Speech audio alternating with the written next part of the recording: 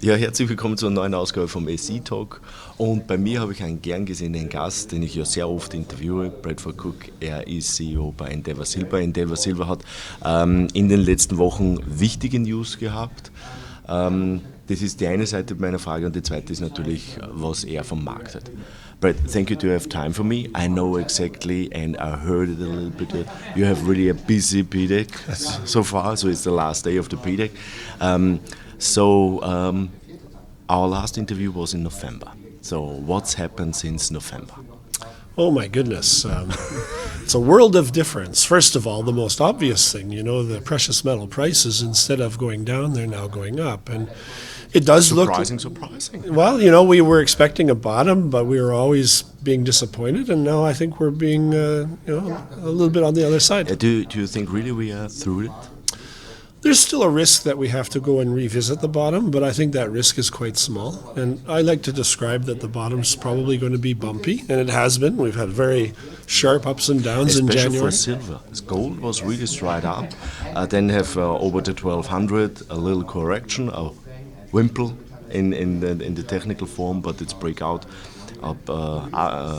But silver was not really going the same way.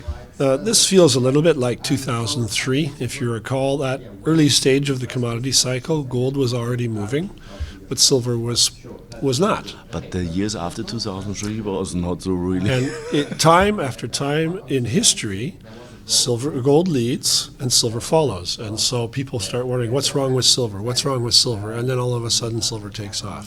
Yeah, that's the phase we're in right now. It's not only also that we have supply demand, so we don't produce too much in silver that we also need. So isn't it the same situation like 2001, 2002? Oh yes. If you look at the GFMS numbers for silver supply and demand, then they've been perma-bears on silver for several years, and they turned the corner in the last months, and now they're a perma-bull on silver. 3 years ago, recycled supply for silver started falling sharply, and it's still falling. Last year, GFMS said would be the peak for mined silver, new mined silver, and that it will decline now for several years. Well, case in point, when a company like Glencore that puts their zinc mines into care and maintenance, what happens to the silver? It also goes. Yeah? That's the problem that most people must understand. That's the most silver, but in the world produced, it's not coming from silver mine, it's coming from other mines as a byproduct. Right. So I think the fundamentals for silver are actually better than gold, but the difference today is that investors are flocking to gold and they haven't yet flocked to silver. So the gold investment side is rising, the silver investment side is flat, but the silver supply side is falling. And when the investors actually start buying silver, you get a double whammy. So that's why silver is always lagging gold, and then it becomes more volatile than gold. But also we must say, when I'm an investor, when you always think you go into the metals, you always think first gold, and gold is much bigger market than the silver market. We have only a few primary producers of silver. Yes. You're one of them. So, but maybe just bring me back to the company itself. Okay. So what's happened? So what's new for Endeavour? Well, we for the third year in a row, beat our silver production guidance. We beat our operating cost guidance. We made a little bit of money on an operating basis last year. We brought our guidance for this year's production and costs, and we're guiding now all-in costs in the $12 to $13 per ounce range. So we'll be in the lowest third of all of the silver producers for our all-in costs. And that's really the first theme for this year. Endeavour Silver is now making money at all three mines. We used to make money at two mines. Now we're making money at three mines. However, that third mine, it was struggling. That's the El Cubo mine. And we have decided to slowly ramp the production down this year at El Cubo and put it on care and maintenance at year end. That's half the story at El Cubo. The other half of the story is that we were very successful at taking the all-in costs at Cubo in 3 years from $42 per ounce down to $18. But 18 is not 14. No. So we had to make this decision to put it on care and maintenance by the end of this year. what's new is that we're testing some new technologies, actually technologies used in other parts of the mining industry, but not in silver. And we're very, very interested by the initial results of these technologies. We need some time in the plant to install and run a pilot test for one of these technologies. And so we will do that at El Cubo this year.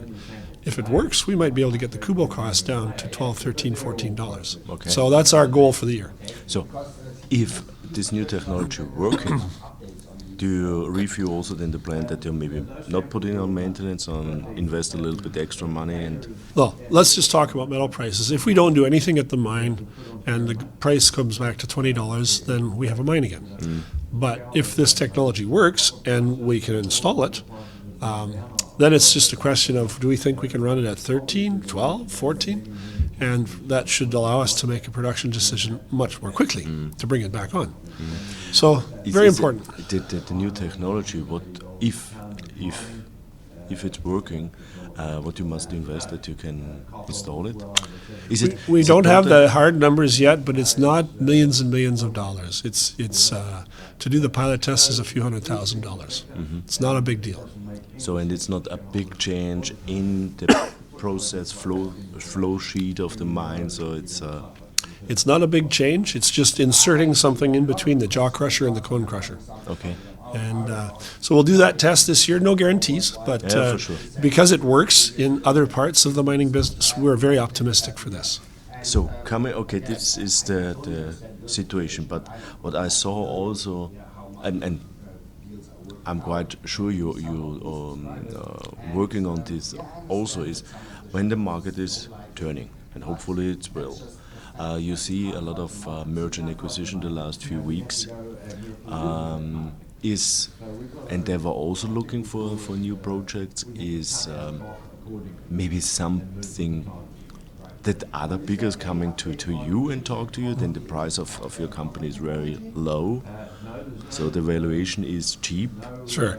But in general, I know the big companies are not. They are the lead, the merger, and they come always late and pay always too much. So that would be a little bit surprise me. But is there any activities there? Absolutely. We're very acquisitive. We had 3 strategic acquisitions in our history. And so if the first theme for Endeavour in 2016 is make money at all 3 mines, the third theme is mergers and acquisitions to see if we can acquire our 5th mine. But wait a minute, we only have 3 mines, so I'm skipping something. The second theme is that we have a discovery, and it represents pure organic growth, the best growth in the silver sector. We found it. Cheap. And cheap, absolutely. So I'm referring to the discovery of our Nähere project in western Mexico. We have now a 45 million ounce resource, but we think we can increase it substantially. We did release some positive economics last year for a small mine, and then we decided to take an extra year of drilling in order to see if we can build a big mine. At 2,000 tons per day, if we can get there, Nähere would produce 6 million ounces a year, which would be our biggest mine. Also, the economics we published for the small mine last year were very good. All-in costs of $9 per ounce would make it our best mine.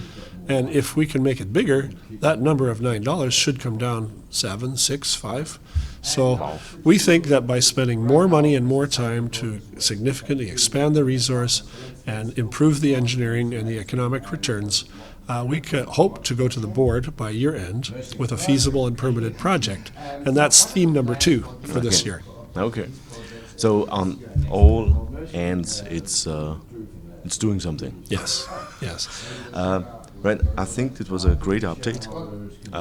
Hopefully next year, PDAC, we can confirm that this was the bottom, and hopefully we trade it then on much higher prices. And I'm quite sure then is your share price also much higher. Well, there's not a lot of silver companies offering growth. That's why you see M&A. And we have the most obvious growth in the business. We just want to finish what we started, and our budget at Nähere this year is $7 million, and if we have a chance, we'll make it bigger. So, great. Looking forward to a good year. Ja, thank you for the update. Ja, das war ein Update von Bradford Cooke. Wir haben am Anfang sehr viel über den Markt diskutiert, dass es ja ein Angebotsdefizit gibt, dass eigentlich auch 2003 so war, dass der Gold zuerst Preis angestiegen ist, Silber eher noch nicht. Es ist genau dasselbe, was wir passiert haben. Auch was vergleichbar ist, dass eben damals eine Angebotsdefizit da war 2002, 2003 und erst dann der Markt explodiert ist sozusagen. Das heißt, mit anderen Worten, Silber hat eigentlich bessere Voraussetzungen aus wie Gold, dass der Goldpreis steigt, also der Silberpreis steigt. So, bei der Firma selber, sie haben ja 3 bestehende Minen. 2 Minen arbeiten operativ positiv. Sie haben eben beschlossen, dass die 3.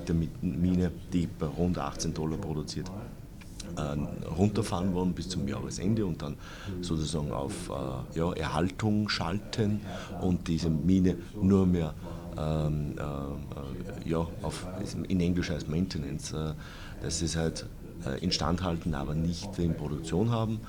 Sobald der Silberpreis wieder über $18 ist, wird das funktionieren. Sie haben aber jetzt eine neue Technologie, die sie ausprobiert wird, die in anderen Bereichen der Minenindustrie verwendet wird. Wenn das klappt, können sie hoffentlich die Kosten auf $12, $13, $14 senken und dann wird wahrscheinlich eine Produktionsentscheidung oder eine Produktionsweiterführung früher passieren und das würde natürlich dann auch effektiv die Mine weiter bestehen. Was auch ist, sie haben ja ein neues Projekt, das haben sie letztes Jahr ja eine Feasibility Study gemacht, eine Pre-Feasibility Study und die haben sehr, sehr gute Ökonomik gehabt mit $9 ungefähr Produktionskosten. Sie wollen aber jetzt in dem Projekt das deutlich erweitern, weil dann würden sie eine größere Mühle hinstellen, 2000 Tonnen pro Tag und dann würden die Kosten dementsprechend noch oder die Produktionskosten noch sinken und das wäre natürlich dann der Wahnsinn schlechthin. Ich habe mir auch noch gefragt, wie es mit Merger and Acquisition ausschaut. Es gibt ja relativ viele Firmen, die jetzt in den letzten Wochen übernommen worden sind. Und da sind sie natürlich am Arbeiten, schauen sich natürlich verschiedene Projekte an, aber es ist natürlich noch nicht spruchreif. Und wenn es spruchreif ist, würde man es eher wahrscheinlich nicht sagen, so ist es halt leider.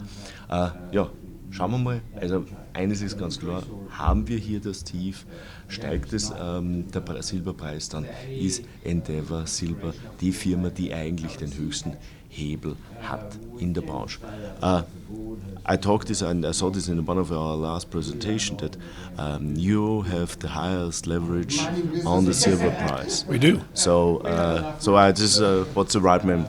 So deswegen wäre das natürlich, da profitiert man natürlich von Endeavour Silber hier am meisten. Yeah. Good. Thank you, Joe. Thank you, Joe. Thank you for the update.